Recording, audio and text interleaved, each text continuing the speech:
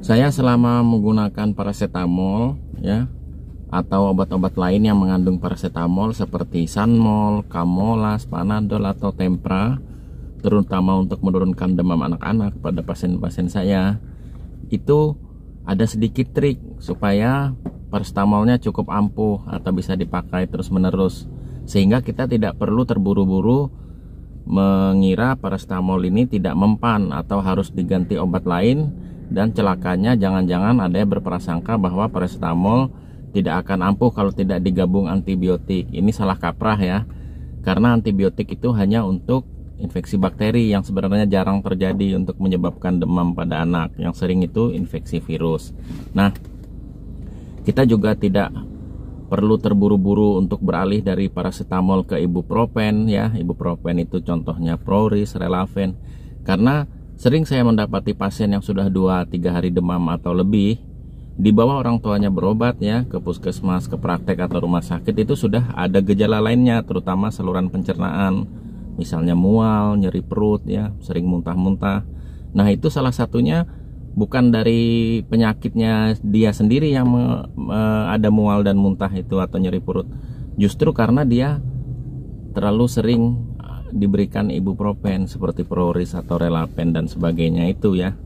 Karena ibuprofen ya sama seperti anti nyeri atau anti radang lain, sama seperti asam mefenamat, piroxicam, itu satu golongan dengan ibuprofen.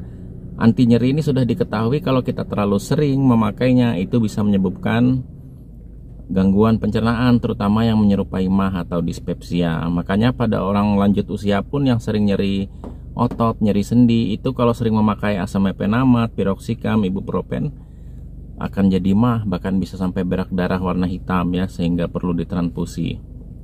Sama pada anak-anak, saya cukup memakai paracetamol saja seperti Sanmol, Kamolas, Turpas, Panadol, Tempra dan lain-lain ya.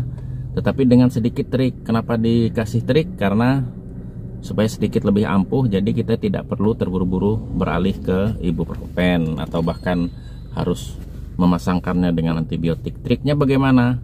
Triknya adalah paracetamol itu boleh diberikan sering ya pada anak. Jarang sekali paracetamol itu menyebabkan efek samping atau kontraindikasi pada pasien anak. Jarang, kecuali pasien-pasien tertentu saja, itu pun sangat jarang. Paracetamol cenderung aman, bisa diberikan 4 kali sehari minimal. Di praktek saya kasih 4 kali minimal sehari. Jadi bukan 3 kali, 4 kali. Dan bahkan ada dokter senior spesialis anak yang memberikan paracetamol 6 kali sehari. Apakah keracunan? Tidak. Paracetamol itu aman. Daripada Anda memberikan ibuprofen bisa menyebabkan mual dan muntah, nyeri perut, pedih pada anak Anda, malah tidak mau makan nanti anak Anda, malah muntah terus, malah runyam urusannya anak demam disertai mual muntah. Yang dia demam saja tidak mau makan, apalagi kalau sudah perih perutnya sambil mual karena ibuprofen dan lain-lain. Terlalu banyak obat ya, karena kita terlalu khawatir biasanya.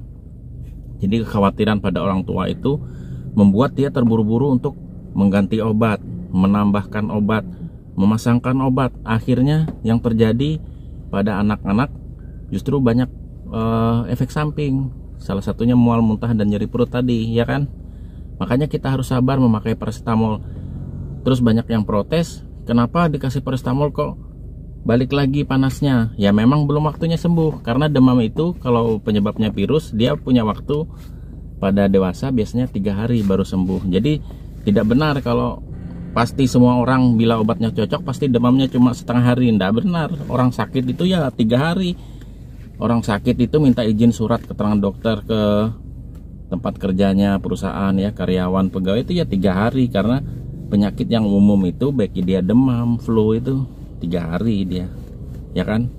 Jadi jangan terburu-buru menjudge bahwa paracetamol itu tidak mempan ya, terus kita terburu-buru menggabung atau mengganti dengan obat lain. Nah, trik yang kedua adalah kita memberikan obat paracetamol itu 1,5 kali dosis standar.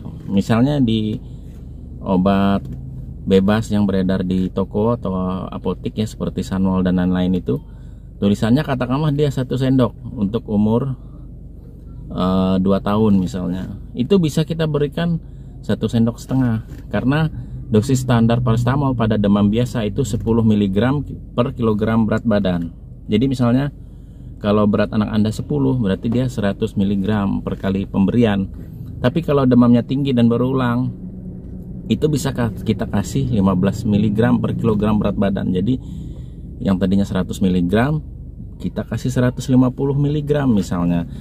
Yang tadinya 1 sendok, kita kasih 1,5 sendok. Bayangkan saya memberikan bukan 3 kali sehari, tapi 4 kali sehari, dan bukan 1 sendok pada anak umur 2 tahun atau 10 kilo, melainkan 1,5 sendok. Jadi dia dalam 1 hari paracetamolnya udah menghabiskan sekitar 6 sendok ya, karena 1,5 kali 4.